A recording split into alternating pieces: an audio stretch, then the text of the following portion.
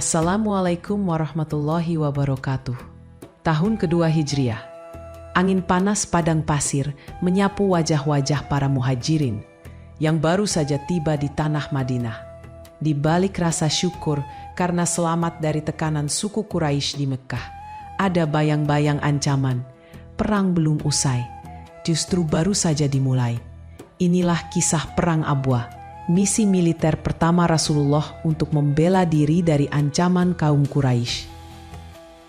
Bulan Safar seringkali dianggap sebagai bulan yang kurang baik oleh sebagian orang. Padahal di bulan inilah banyak peristiwa penting terjadi dalam sejarah Islam. Salah satunya adalah Perang Abwa, yang juga dikenal dengan nama Perang Waddan. Perang ini terjadi pada tahun kedua Hijriah, tepatnya di bulan Safar, setelah Rasulullah hijrah dan mendirikan fondasi masyarakat Muslim di Madinah. Hijrah bukan akhir dari cobaan, justru itulah permulaan langkah berat umat Islam dalam membangun sebuah peradaban baru. Di tengah sambutan hangat kaum Ansor Madinah, tersimpan kekhawatiran besar. Suku Quraisy takkan tinggal diam. Mereka yang kehilangan banyak harta, pengikut dan gengsi, akan melakukan satu hal yang jelas mengancam, yaitu perang. Rasulullah menyadari bahwa keamanan Madinah adalah prioritas utama. Beliau tidak ingin umatnya terus hidup dalam ketakutan. Oleh karena itu dikirimlah beberapa ekspedisi pengintai untuk memantau pergerakan musuh. Tujuannya bukan untuk memicu peperangan, melainkan untuk meningkatkan kewaspadaan dan menunjukkan bahwa umat Islam tidak gentar.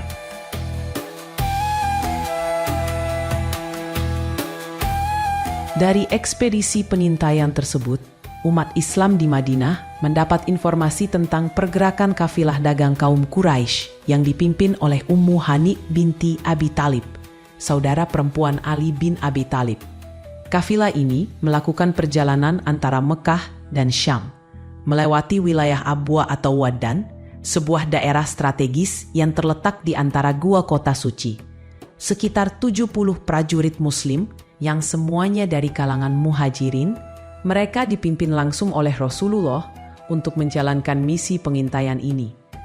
Ini bukan ekspedisi biasa. Ini adalah ekspedisi militer pertama yang langsung dipimpin Rasulullah, sekaligus deklarasi bahwa umat siap dengan segala konsekuensi dari dakwah Islam. Di tengah gurun yang terik, pasukan ini membawa harapan.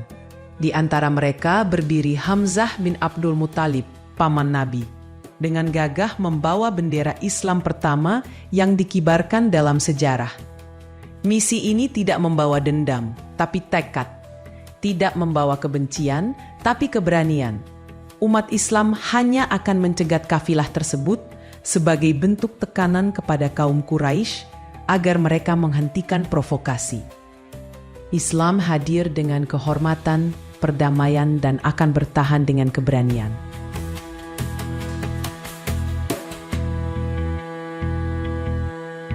Sebelum Rasulullah dan pasukan muhajirin berangkat menuju Abwa, beliau menunjuk Sa'ad bin Ubadah sebagai pemimpin sementara di Madinah. Meskipun di sepanjang perjalanan tidak ada bentrokan atau pertempuran, pasukan Islam diselimuti ketegangan karena ini adalah misi militer pertama mereka. Situasi yang penuh ketegangan ini berakhir dengan cara yang tak terduga. Di Abwa, pasukan Islam tidak bertemu dengan kafilah Quraisy, melainkan dengan suku Bani Damrah yang tinggal di daerah tersebut.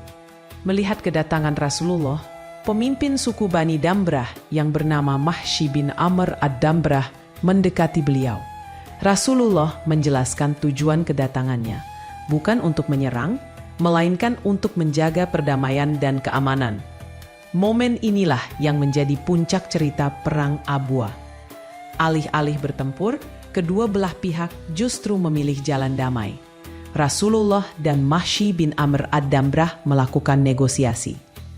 Negosiasi ini menghasilkan sebuah perjanjian damai yang sangat penting. Isi perjanjian itu antara lain, 1. Kedua belah pihak tidak akan saling menyerang. 2. Suku Bani Damrah tidak akan membantu musuh Islam. 3. Suku Bani Damrah dan kaum muslimin akan saling membantu jika ada serangan dari pihak luar.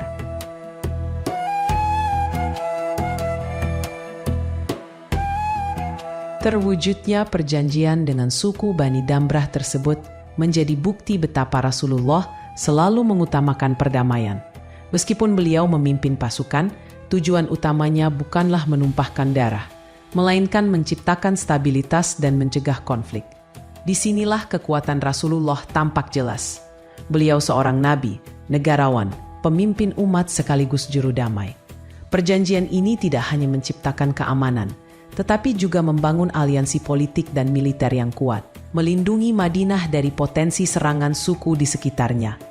Mungkin kita bertanya, kalau tidak ada pertempuran, kenapa disebut Perang Abwa? Karena dalam sejarah Islam, Ghazwah bukan berarti selalu ada darah dan senjata. Tapi ini adalah ekspedisi resmi dengan Nabi Muhammad SAW sebagai panglima tertinggi, sehingga dikategorikan sebagai sebuah perang. Peristiwa Abwa mungkin tak seheroik perang Badar atau Uhud, tapi memberikan dampak penting dalam sejarah Islam.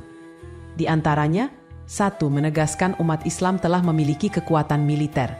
2. Rasulullah dan umat Islam mulai membangun aliansi dengan suku-suku di sekitar Madinah.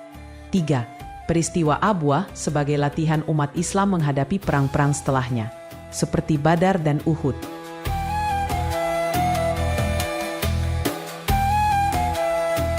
Dari Abwa, Islam menegaskan bahwa Islam bukan pengecut, bukan agresor. Tapi jika diinjak dan ditantang, akan dijawab dengan kehormatan dan keberanian. Ada satu sisi yang jarang diketahui orang, bahwa Abwah adalah tempat di mana Aminah binti Wahab, ibunda Nabi Muhammad SAW dimakamkan. Di tanah inilah Rasulullah pernah menangis saat kecil, kehilangan sang ibu. Bertahun-tahun setelahnya, Rasulullah datang kembali bukan sebagai anak kecil yang menangis, melainkan sebagai pemimpin pembawa cahaya Islam dan perdamaian. Meskipun mengutamakan perdamaian, umat Islam harus tetap waspada dan siaga. Persiapan militer yang dilakukan Rasulullah adalah bentuk ikhtiar untuk melindungi umat dari ancaman kaum kafir Quraisy. Kisah ini mengajarkan kita bahwa diplomasi dan negosiasi adalah cara terbaik untuk menyelesaikan konflik. Rasulullah menunjukkan teladan bahwa perdamaian bisa dicapai tanpa harus berperang. Wassalamualaikum warahmatullahi wabarakatuh.